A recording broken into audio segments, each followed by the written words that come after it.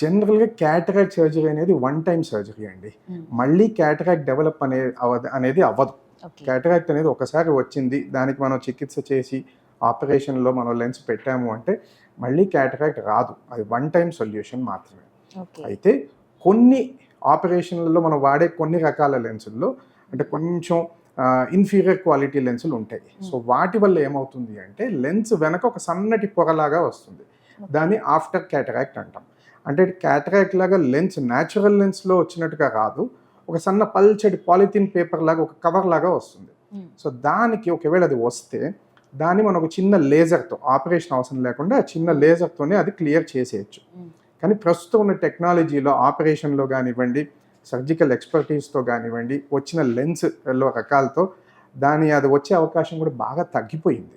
ఆ పొరలాగా వచ్చేది కూడా దాదాపు ఇదివరకు 100 మందికి చేస్తే దాదాపు 15-20 మందికి వచ్చేది కనీసం, మొదటి 3 నుంచి 6 నెలల లోపే. ఇప్పుడు అది 1-2కి తగ్గిపోయింది. అది మనకి ఉన్న టెక్నాలజీ వల్ల అదొకటి చాలా సులువైపోయింది.